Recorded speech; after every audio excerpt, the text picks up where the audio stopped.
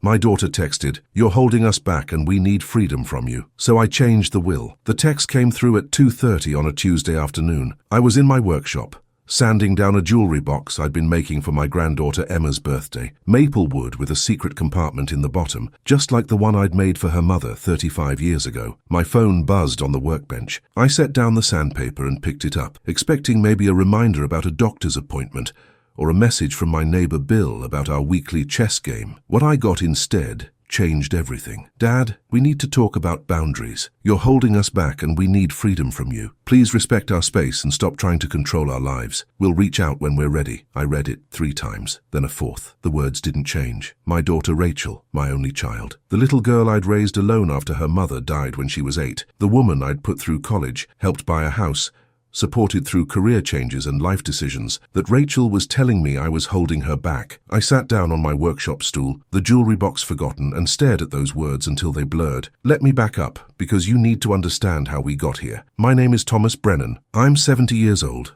a widower for most of my adult life, and until 2:30 this afternoon I thought I had a good relationship with my daughter. Not perfect, what parent-child relationship is, but good, loving, built on years of sacrifice and what I thought was mutual respect. I was wrong about that last part. My wife Catherine died in a car accident in 1989. Rachel was 8 years old. I was 37. A mechanical engineer at Boeing, suddenly a single father with no idea how to raise a little girl alone. But I did it. I learned to braid hair, went to every dance recital, every parent-teacher conference, every soccer game. I turned down promotions that would have required relocation because Rachel needed stability. I dated rarely and never seriously because my daughter came first, always. We lived in a modest 3-bedroom house in Bellevue, Washington. Nothing fancy, but it was ours, and I paid it off by the time Rachel graduated high school. I'd saved aggressively.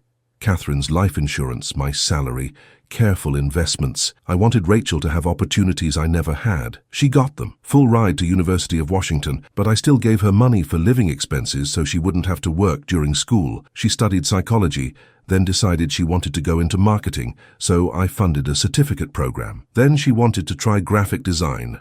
More tuition. She bounced between interests the way some people channel surf, and I supported every pivot because I wanted her to find her passion. She met Derek during her graphic design phase. He was in her cohort, tall, charming, always had grand plans about starting businesses and disrupting industries. Rachel was smitten. I was cautious. "Dad, you worry too much," she'd tell me when I'd gently suggest Derek should maybe finish 1 project before starting 3 more. "He's ambitious. He's going places." They got married when Rachel was 28. I paid for the wedding, $30,000 for a 1-day event at a vineyard in Woodinville. Derek's parents contributed nothing. They were between opportunities, apparently. I smiled through speeches about new beginnings, and didn't mention that Derek still hadn't held a job for more than 6 months. The first time they asked for money was 3 months after the wedding. Business venture needed capital, $5,000. I wrote the check. 6 months later, another business, $10,000. Then they needed help with a down payment on a house. "Interest rates are so low right now, Dad. It's the perfect time to buy. We'll pay you back once Derek's company takes off." I gave them $80,000. They bought a 4-bedroom house in Sammamish with lake views. Derek's company folded 6 months later. I never saw a penny of repayment. When I gently mentioned it once, Rachel looked hurt. "Dad, we're family. Are you really going to keep track like we're strangers?" So I stopped asking. Emma was born when Rachel was 32. I was thrilled to be a grandfather. I'd take Emma every weekend, giving Rachel and Derek time to themselves. I paid for daycare when they said they couldn't afford it, bought her clothes, toys, books, set up a college fund that I contributed to monthly. Then came the requests for help with groceries, utility bills, car repairs, medical bills, even though Derek supposedly had insurance through his latest venture. Every few months, a text or call. "Dad, we're in a tight spot. Could you help out?" I always did. What kind of father wouldn't? But something shifted about a year ago. The requests became more frequent, more entitled. Less, "Could you help?" and more, "We need." The thank yous became perfunctory, then stopped altogether. My suggestions, maybe Derek should take a stable job, maybe they should budget differently, were met with defensive. "You don't understand what it's like now," Rachel would say. The economy is different. Housing is expensive. Kids are expensive. Not everyone had it as easy as your generation, as easy as my generation, as if I hadn't worked 50-hour weeks for 40 years, as if I hadn't raised a child alone while grieving my wife, as if every dollar I gave them hadn't come from decades of careful saving. The visits became less frequent. When I called, Rachel was always busy. When I'd ask about seeing Emma, there was always a reason why it wasn't a good time. Soccer practice, play dates, family events I apparently wasn't part of. Last month I drove to their house unannounced with Emma's birthday present, the jewelry box I'd been working on. Rachel answered the door but didn't invite me in. Dad, you can't just show up like this. I brought Emma's present. I wanted to see her. She's at a friend's house, and you really should call first. We have lives, you know. I stood on the porch of the house I'd helped buy, holding the gift I'd spent weeks making, while my daughter treated me like a door-to-door salesman. Rachel, have I done something wrong? You've been distant lately. She sighed like I was being unreasonable. Dad, you're being too sensitive. We're just busy. Derek's launching a new consulting firm and I'm helping him. We don't have time to drop everything whenever you want to visit. I haven't seen Emma in 6 weeks. That's not true. It was at least, well, we've been busy. Look, I'll call you, okay? We'll set something up. She never called. 2 weeks after that, I saw on Facebook, because that's how I learned about my own family now, that they'd gone to Disneyland.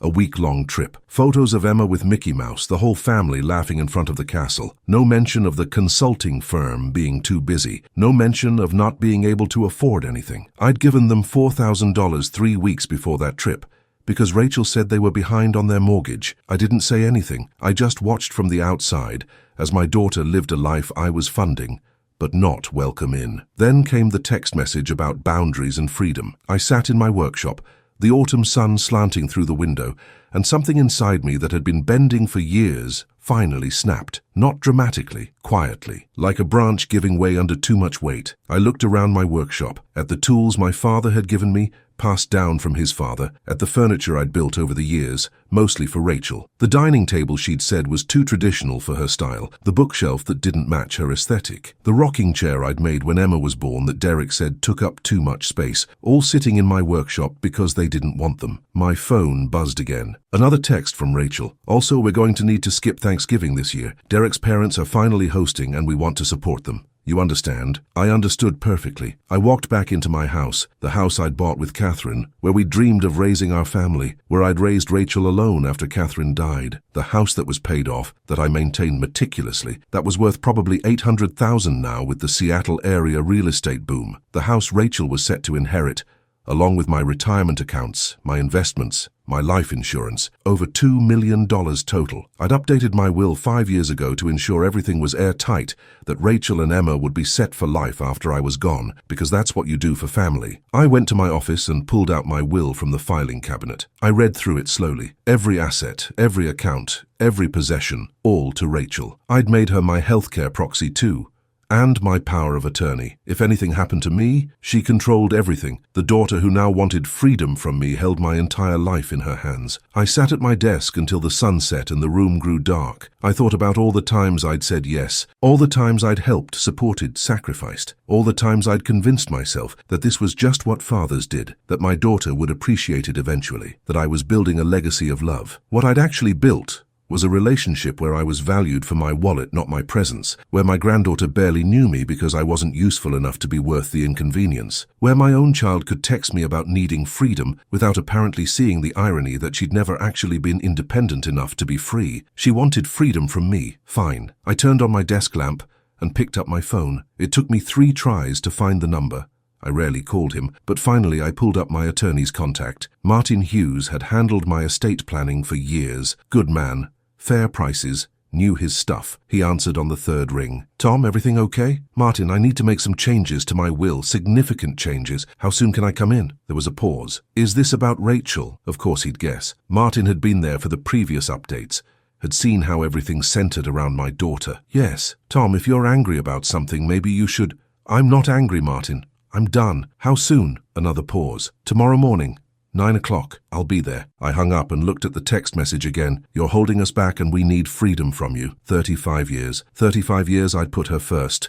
fed her, clothed her, educated her, supported her, funded her life and her choices and her family, and I'd become a burden she needed freedom from. Tomorrow morning I'd give her exactly what she asked for, freedom. Martin's office was in downtown Bellevue, in one of those mid-rise buildings with more character than the glass towers that had sprouted up around it. I'd been coming here for 15 years, ever since Catherine's sister recommended him after the funeral. He was waiting when I arrived at 9 sharp. Coffee already made, concern evident on his weathered face. Martin was about my age, maybe a year or two younger, with the kind of steady presence that made him good at his job. Tom, sit down. Tell me what's going on. I handed him my phone with Rachel's text still on the screen. He read it, then read it again, his expression darkening. How long has she been like this? It's been building for a while, but this, I gestured at the phone. This made it clear where I stand with her. What do you want to do? I want to change everything.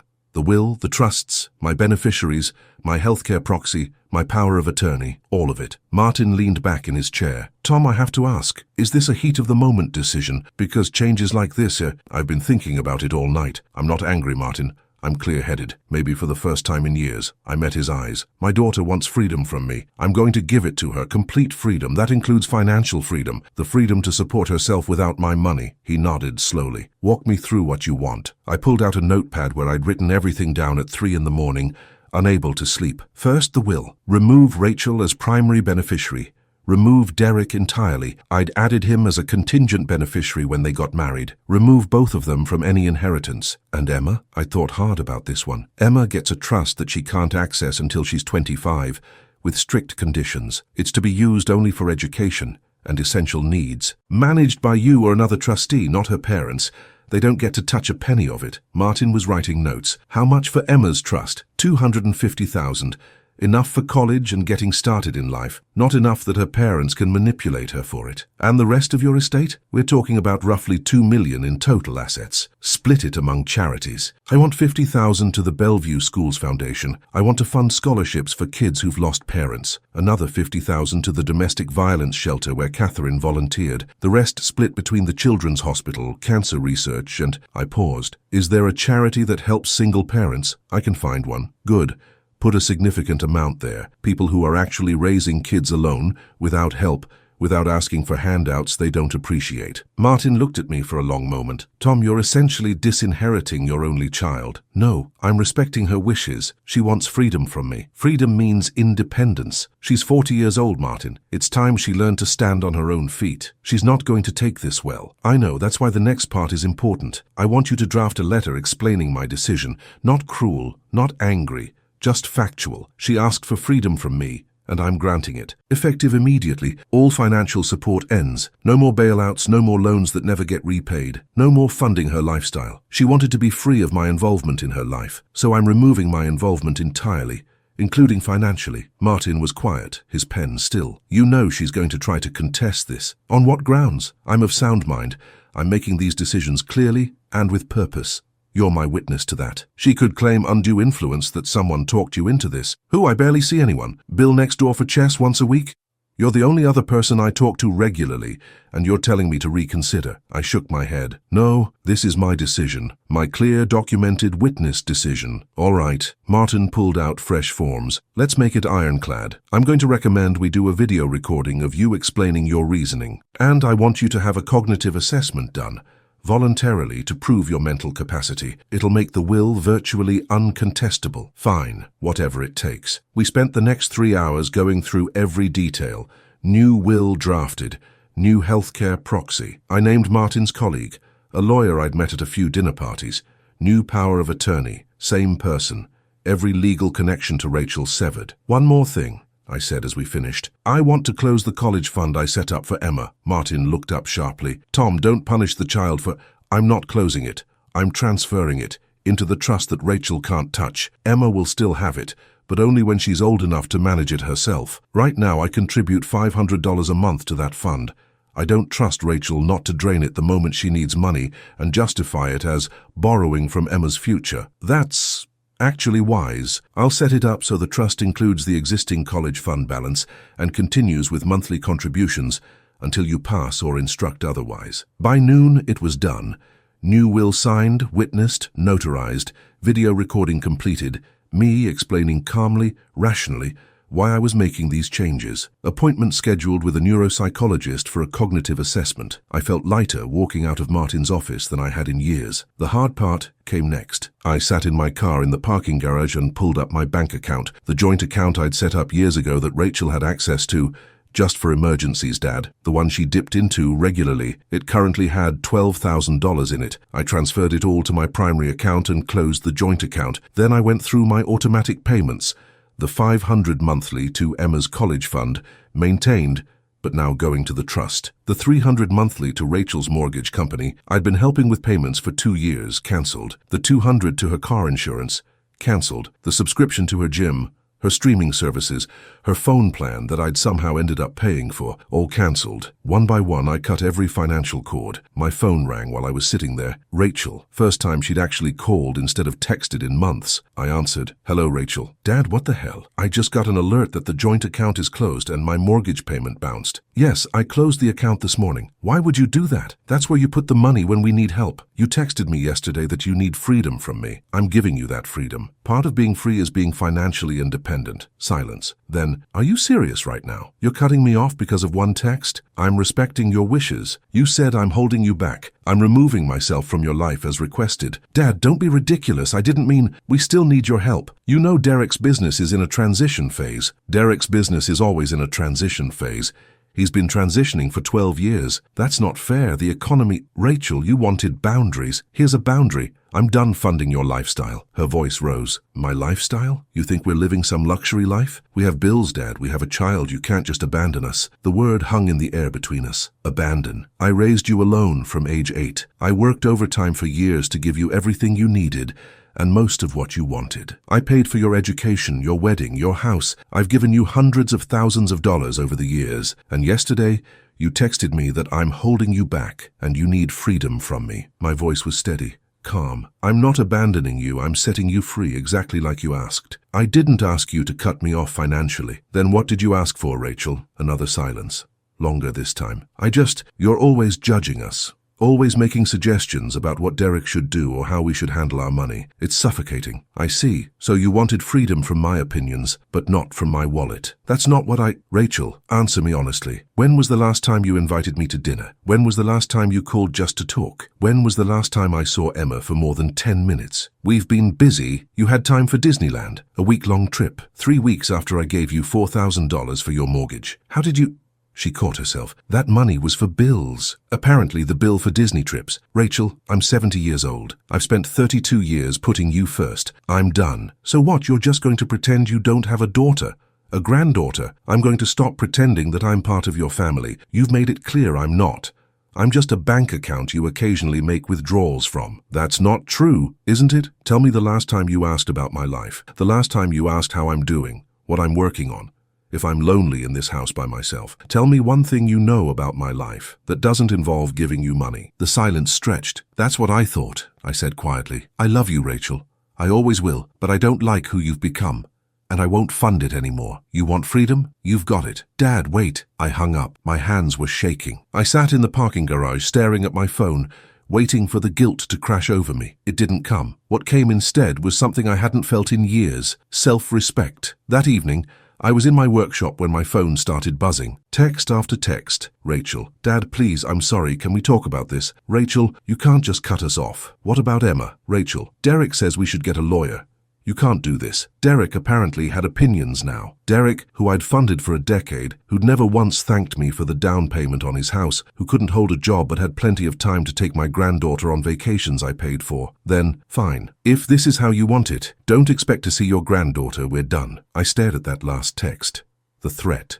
The manipulation, the assumption that my love for Emma could be weaponized to open my wallet. I took a screenshot of all the messages and emailed them to Martin. For the file, I wrote, in case we need evidence of her mindset. Then I blocked Rachel's number, and Derek's. Bill from next door found me in the workshop an hour later. He had a key for emergencies and must have seen my light on. Tom, you okay? You missed our chess game. I'd completely forgotten. Wednesday night. Our standing appointment. Sorry, Bill. Had a lot on my mind. He looked at me. Really looked. And seemed to see something. Want to talk about it? Bill was a good friend. Retired software engineer. Divorced. 2 kids who actually visited him regularly. We'd been neighbors for 8 years. I told him everything. The text, the lawyer, the cuts, his reaction. When I finished, Bill was quiet for a minute. Then, "Good for you." "Really? Tom, I've watched you bend over backwards for that girl for years. Watched you cancel plans because she needed something. Watched you light up every time she called. Then watch your face fall when you realized she just needed money again." He shook his head. "You're not a father to her. You're an ATM. She's my daughter." "Is she, though?" "A daughter cares about her father. A daughter includes him in her life. She doesn't just show up when she needs a withdrawal." We played chess, I lost, distracted, and Bill left around 10. I sat in my workshop and looked at the jewelry box I'd made for Emma. The one Rachel hadn't let me give her. I'd finish it anyway, put it in storage. Maybe someday, when Emma was older, I could give it to her myself. Maybe by then she'd be old enough to know her grandfather as more than just someone her mother complained about. Or maybe not. Maybe Rachel would poison her against me completely. Maybe I'd just become a cautionary tale. The bitter old man who cut off his own family. But at least I'd be a bitter old man with self-respect intact. The next morning, my phone rang from a number I didn't recognize. I debated not answering, but curiosity won. "Mr. Brennan, this is Cascade Bank. We're calling about a mortgage payment that bounced."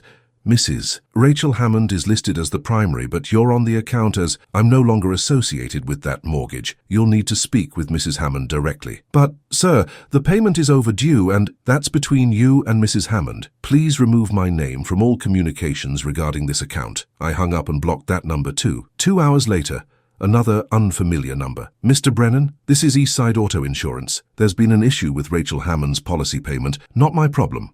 Remove me from the account." More calls throughout the day. Her credit card company, her utilities, all the bills I'd been quietly covering, all coming due at once. All now her problem. By evening, my inbox had 17 emails from Rachel, sent from her work address since I'd blocked her phone. "Dad, you're destroying us. The bank is threatening foreclosure. I can't believe you're doing this over one text message. Emma's crying. She wants to see you. How can you be so cruel?" That last one almost broke me. Almost.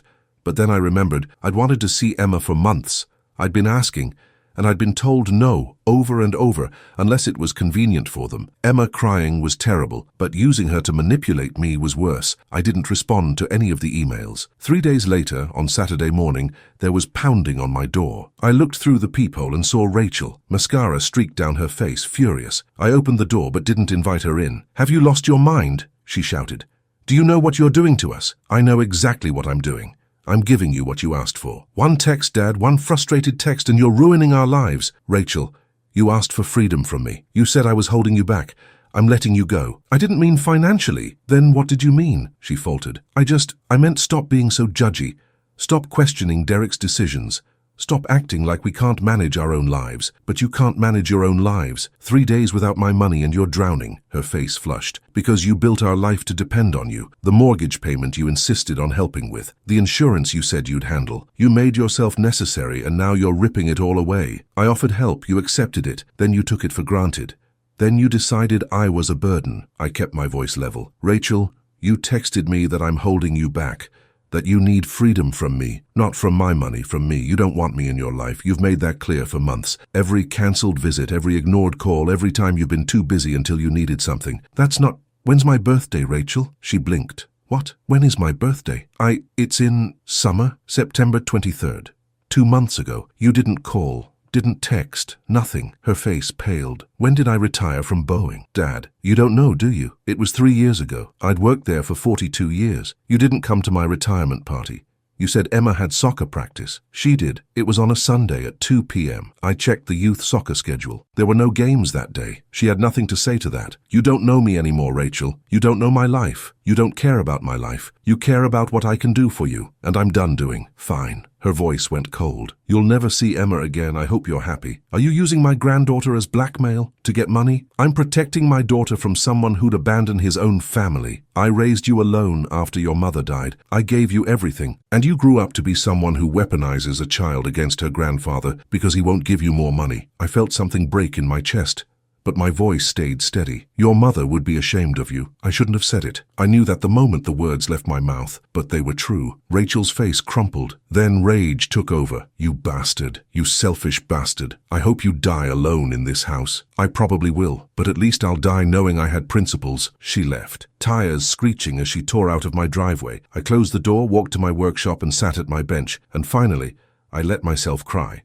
Not for the money, not even for Rachel, for the little girl who used to sit on this same bench, handing me tools, asking questions about everything. The little girl who'd cried in my arms after her mother died and said, "It's okay, Daddy. We still have each other. We'd had each other once." But that little girl was gone, and the woman who'd replaced her was a stranger. The letter from Derek's attorney arrived 2 weeks later. Thick envelope, expensive letterhead, lots of legal language that boiled down to one thing. They were threatening to sue me for financial elder abuse and undue influence if I didn't restore their access to promised support. I called Martin immediately. "Tom, this is actually good news," he said after I read him the letter. "How is being threatened with a lawsuit good news? Because it shows their hand. They're claiming you're being unduly influenced, but they can't name who's influencing you. They're claiming diminished capacity, but you just passed a cognitive assessment with flying colors, and they're claiming you promised ongoing support, but promises of gifts aren't legally enforceable. They have no case. So what do I do? Nothing. I'll respond on your behalf. Politely tell them to pound sand and remind them that filing a frivolous lawsuit could result in sanctions. They're desperate, Tom. They thought threatening legal action would scare you into giving them money. It won't. I know. That's why this is good news. They're showing you exactly who they are." Martin was right. But that didn't make it hurt less. The next blow came from an unexpected direction. My neighbor Margaret, 3 houses down, stopped me while I was getting my mail. "Tom, I heard about what happened with Rachel. I just want you to know that some of us understand. My daughter tried something similar last year. Not as bad, but similar. Entitled kids thinking they're owed everything." "Thank you, Margaret. That means a lot. But I should tell you, Rachel's been calling around the neighborhood, telling people you've gone senile, that you're being influenced by gold diggers, that she's worried about you." Margaret looked uncomfortable. "Some people are buying it. The Johnsons asked me if we should call Adult Protective Services." My jaw tightened. "I'm 70 years old and in perfect health. I passed a full cognitive assessment 2 weeks ago." I told them that was nonsense. "But Tom, she's doing a smear campaign. She's trying to make you look incompetent, so when you cut her off, she looks like the concerned daughter instead of—" She trailed off. "Instead of the greedy one." I finished. "Thank you for telling me, Margaret." Back inside, I called Martin again. "We need to document this. Rachel's trying to build a case that I'm incompetent. Already on it. I've got your cognitive assessment, the video of you explaining your reasoning, and I'm going to suggest you get a statement from your primary care physician confirming your mental state. The more documentation, the better." I spent that afternoon at Dr. Patel's office explaining the situation. She'd been my doctor for 15 years, had seen me through retirement, through the loneliness after Catherine died, through everything. "Tom, you're one of the most mentally acute patients I have," she said after examining me. "Your memory is excellent. Your reasoning is sound. And frankly, cutting off someone who is taking advantage of you shows better judgment than most people half your age display." She wrote a detailed letter for my file, another piece of armor against whatever Rachel was planning. That evening, Bill came over with pizza and beer. We'd made it a Thursday night tradition over the past few weeks, since I'd stopped canceling on him every time Rachel needed something. "You look tired," he said, setting up our chessboard. "Rachel's telling the neighborhood I'm senile." Bill snorted. "Yeah, I heard. From Mrs. Johnson. I told her Rachel's always been spoiled and now she's mad the gravy train stopped." That might have been too blunt. "Tom, these people have known you for years. They've watched Rachel treat you like an ATM. The ones who believe her smear campaign aren't your friends anyway." He was right, but it still stung. "How are the kids?" I asked, changing the subject. Bill's daughter and son both lived in Seattle. Visited regularly. "Good. Jessica got promoted. Mark's expecting his second kid in March. They want to know if you'll come to the baby shower." I blinked. "Why would I be invited to your grandson's baby shower?" "Because you're family, Tom. Maybe not by blood, but your family. We invite family." Something tight in my chest loosened slightly. I'd like that. We played chess. I finally won one, and after Bill left, I sat in my living room looking at family photos. Rachel at 8, gap-toothed smile, holding her first spelling bee trophy. Rachel at 16, awkward in her prom dress. Rachel at her wedding, beautiful and happy. Derek beside her, looking like he'd won the lottery. Maybe he had. He'd certainly cashed in. I took down most of the photos. Not out of spite, but because looking at them hurt. I left one. Rachel at 8 with Catherine, both of them laughing at something. I could keep that memory. It was real. The rest I boxed up and put in the attic. 3 weeks after the confrontation, my doorbell rang at 7 p.m. I looked through the peephole and froze. Emma, my 10-year-old granddaughter, standing on my porch alone in the dark, wearing a backpack and looking scared. I yanked open the door. "Emma, what are you doing here? Where are your parents?" "I rode my bike," she said.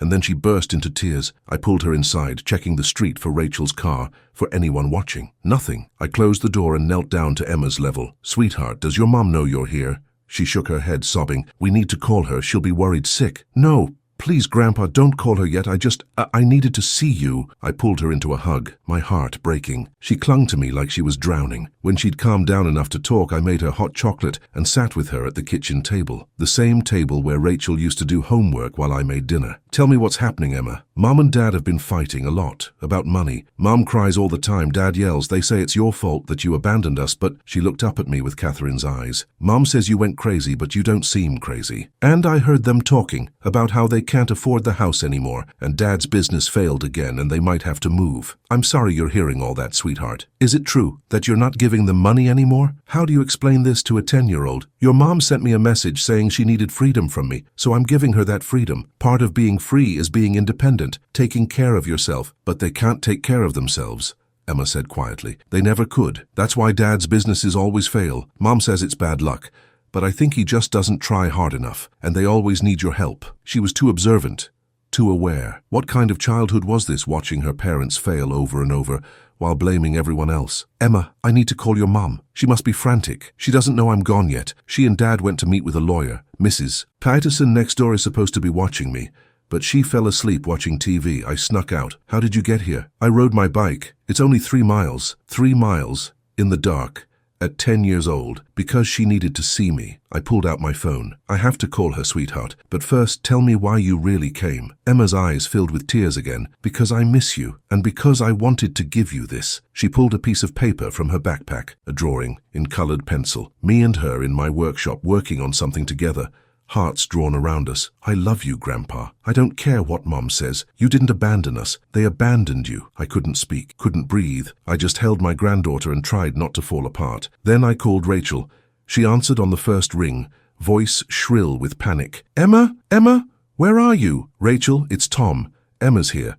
She's safe." "What? How did you kidnap her?" "I did not kidnap her. She rode her bike here while you were out and your babysitter was asleep." Silence. Then, "We're coming to get her right now." "Rachel, we need to talk about..." "We're not talking about anything. You stay away from my daughter." They arrived 20 minutes later, both of them, Derek looking furious and Rachel looking like she'd aged 5 years. Emma didn't want to leave.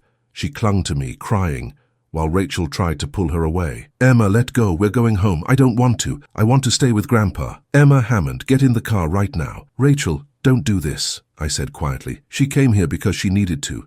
You can't keep her from me. Watch me." Rachel finally pried Emma's hands loose. Derek grabbed Emma's other arm, practically dragging her toward their car. Emma was sobbing. "Grandpa, Grandpa, please." I stood on my porch watching them stuff my crying granddaughter into their car, and felt more helpless than I had since Catherine died. Bill appeared from his house, having heard the commotion. He stood beside me as they drove away. "That," he said quietly, "is child abuse, using a kid as a weapon. I don't know what to do. Document everything. That drawing Emma gave you. The fact that she rode 3 miles alone at night because she missed you. Rachel leaving her with a negligent babysitter. Get it all to your lawyer." "Why?"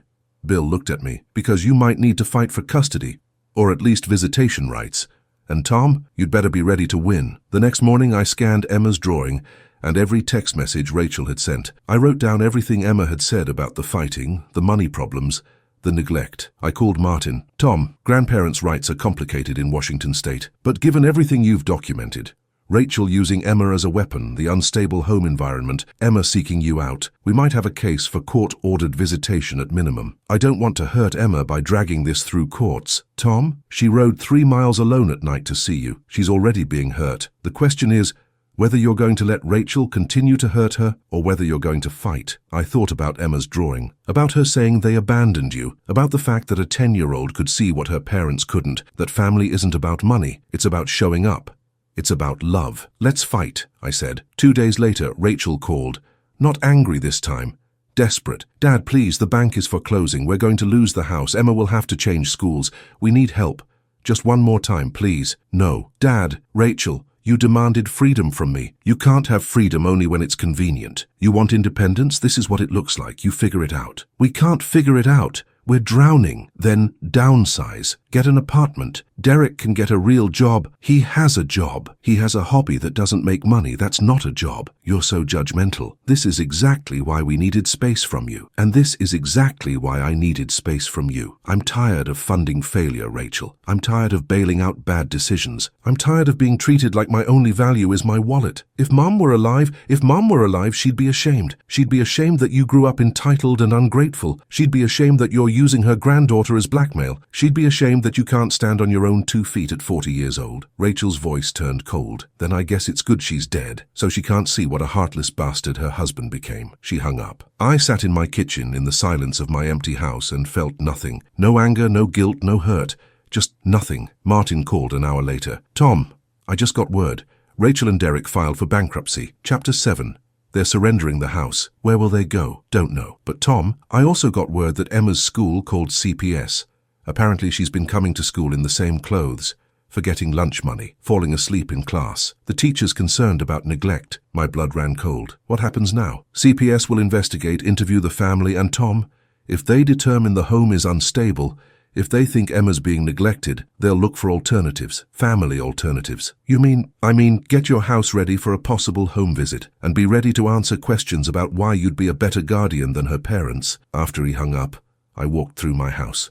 4 bedrooms, 3 bathrooms, a yard with a swing set I'd built when Rachel was little, still standing, a workshop where I could teach Emma to build things, room for a child who needed stability, needed love, needed someone who showed up. I thought about Rachel, about Derek, about the mess they'd made of their lives, about Emma, caught in the middle, suffering because her parents couldn't grow up. And I thought about what Bill had said. Sometimes you have to fight. I pulled out my phone and called Martin back. If CPS determines Emma needs to be removed from that home, I want to file for custody, full custody. Tom, that's a big decision. Are you sure? I looked at Emma's drawing, still on my refrigerator, at the hearts she'd drawn around us. I'm 70 years old, Martin. I raised 1 child alone while grieving my wife. I can do it again, and this time, maybe I can do it right. All right then, Martin said. Let's get ready to fight. I hung up and looked around my quiet house. Soon maybe it wouldn't be so quiet. And for the first time in months, that thought didn't make me sad. It gave me hope. The CPS investigator's name was Sandra Martinez, a woman in her 40s with kind eyes and a no-nonsense demeanor. She came to my house 3 days after the school reported their concerns. Notebook in hand, questions ready. Mr. Brennan, I understand you're Emma's grandfather, and you're interested in providing care if it becomes necessary. Yes, I raised my daughter alone from age 8. I'm financially stable, mentally and physically healthy, and I have a strong relationship with Emma. She walked through my house, took notes on the bedrooms, the yard, the workshop, asked about my daily routine, my health conditions, my support system. Mr. Brennan, I need to ask directly. Your daughter claims you've recently experienced cognitive decline and made erratic financial decisions. She's suggested you're not capable of caring for a child. I handed her the folder Martin had prepared. Cognitive assessment results. Letter from Dr. Patel. Video recording of me explaining my decisions. Bank statements showing decades of financial stability. Character references from Bill, Margaret, and several former colleagues. Sandra read through everything carefully. This is thorough. My daughter is angry that I stopped funding her lifestyle. She's retaliating by questioning my mental state, but as you can see, I'm completely competent. I can see that. She made more notes. Mr. Brennan, I'm going to be direct with you. What we found at Emma's home is concerning. The house is in foreclosure, yes, but beyond that, there's barely any food in the pantry. Emma's bedroom has a broken heater, and it's 45 degrees in there at night. Her parents are so consumed with their financial crisis that they're not supervising her adequately. The babysitter who fell asleep. That's a regular occurrence, according to neighbors. My hands clenched. Is Emma safe? She's not in immediate danger, but it's not a stable environment. And Mr. Brennan, there's something else. She paused. We found evidence that Mr. Hammond has a gambling problem. Significant debts to a casino in Tulalip. Credit card statements show thousands of dollars in cash advances, all traced to gambling. My stomach dropped. So the money I gave them likely went to cover his gambling debts, not their mortgage or bills. Your daughter may not have even known the extent of it. All those years. All that money, hundreds of thousands of dollars, and Derek had been gambling it away while my daughter struggled and my granddaughter went without. What happens now? I asked. We're going to require the parents to complete a safety plan.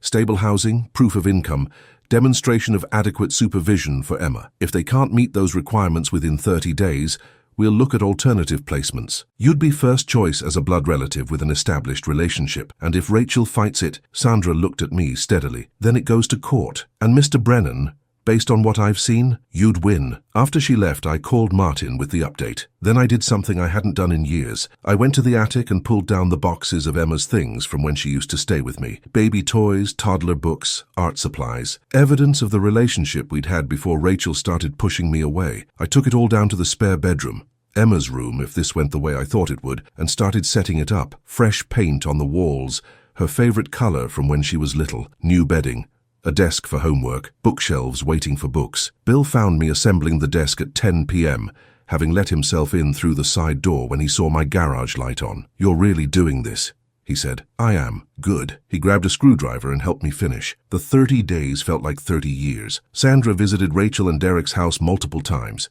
Each report was worse than the last. They'd moved to a 2-bedroom apartment in a rough neighborhood. Derek had taken a job at a warehouse but was showing up late, missing shifts. Rachel was working double shifts as a medical receptionist, but could barely cover rent and food. Emma was staying with different neighbors on different nights, sleeping on couches, missing school. She'd lost weight, dark circles under her eyes. On day 28, Sandra called. "Mr. Brennan, we're removing Emma from her parents' care tomorrow morning. Can you take her?" "Yes, absolutely yes. There'll be a court hearing in 2 weeks to determine temporary custody. But for now, she needs a safe place. That's you." I picked Emma up from school the next day. Sandra had arranged it so Rachel wouldn't know until Emma was already with me, preventing a scene in front of her daughter. Emma saw me waiting at pickup and just ran straight into my arms, backpack bouncing, crying with relief. "Grandpa, am I really staying with you?" "Yes, sweetheart, for as long as you need." She held on to me like I might disappear. "Forever? We'll see what the court says. But I'm going to fight for you, Emma. I promise." That night I made her favorite dinner. Spaghetti and meatballs, garlic bread, Caesar salad. She ate 3 helpings, and I realized she'd probably been skipping meals. After dinner, I showed her the room I'd prepared. She walked in slowly, touching everything like she couldn't believe it was real. "This is all for me? All for you? It's perfect." She turned to me, tears streaming. "Thank you, Grandpa. Thank you for coming back to me." Rachel called at 8 p.m., screaming, "You stole my daughter. You had CPS take her. You're destroying my family." "Rachel, CPS took Emma because you couldn't provide a safe home, because she was being neglected, because your husband was gambling away money meant for her care." "Derek's sick. He has a problem. He's getting help." "Rachel, listen to yourself. Your daughter was sleeping on strangers' couches because you couldn't keep a roof over her head. She was going to school hungry. She was being raised by negligence and chaos. We were doing our best. Your best wasn't good enough, and you know why? Because you spent decades expecting someone else to fix your problems. First me. Then when I stopped, you had no idea how to stand on your own. You're supposed to help family. I helped you for 30 years. I gave you everything, and you thanked me by telling me I was holding you back." My voice was quiet now, sad. "You wanted freedom, Rachel. Now Emma has freedom. Freedom from the chaos you created." She was crying. "She's my daughter. Then be a mother. Get your life together. Get Derek into rehab. Get stable jobs. Get a safe home. Show the court you can actually parent your child. But until then, Emma stays with me where she's safe, fed, and loved." I hung up. The court hearing 2 weeks later was brutal. Rachel showed up with a different lawyer, someone cheaper, probably court-appointed. She'd lost more weight, looked exhausted, desperate. Derek wasn't there. According to her lawyer, he'd checked into a gambling addiction treatment facility. Sandra testified first, laying out everything she'd found: the conditions of the home, the financial chaos, the neglect. Rachel tried to interrupt several times until the judge shut her down. Then Martin presented our case: my financial stability, my clean home inspection. Emma's grades improving already in just 2 weeks with me. Her teacher had written a letter saying Emma seemed like a different child, alert and engaged. Character witnesses from neighbors, from Bill, from Dr. Patel, and then Emma testified. The judge had spoken to her privately in chambers, but her statement was read into the record. My throat closed as I heard her words. "My mom and dad are always fighting. They don't have time for me. Dad's always gone, and Mom's always working or crying. At Grandpa's house, it's quiet. He helps me with homework. We have dinner together every night. He asks about my day. I feel safe there. I love my mom, but I want to live with Grandpa." Rachel was crying, silent tears streaming down her face as she heard her daughter's words. The judge looked at both of us. She was older, maybe 65, with gray hair and reading glasses perched on her nose. "This is not a decision I make lightly. Ms. Hammond, I believe you love your daughter. But love isn't enough. Children need stability, safety, consistency. They need adults who put their needs first. She looked at the file in front of her. Mr. Brennan has demonstrated all of those things. Ms. Hammond, you have not. Your Honor, please, Rachel started. Ms. Hammond, you will have visitation rights. Supervised initially until you can demonstrate stability. But primary physical custody is awarded to Mr. Thomas Brennan. Effective immediately. The gavel came down. Rachel collapsed in her chair, sobbing. Part of me wanted to go to her, to comfort her the way I had when she was 8 and her mother died, but I couldn't. She needed to feel this, needed to understand what her choices had cost. I felt Emma's hand slip into mine. She was crying too, but quietly. Is it really over? The hard part is, now comes the good part. 3 months later, Emma was thriving. Straight A's on her report card. New friends at school. She'd joined the art club and discovered she loved painting. On weekends, she helped me in the workshop, learning to use tools, making things with her hands. She video called Rachel every Sunday. Rachel had moved to a studio apartment, was working steadily, attending therapy. Derek was still in rehab. The calls were awkward, stilted, but they were happening. Mom seems sad, Emma told me after one call. She is sad.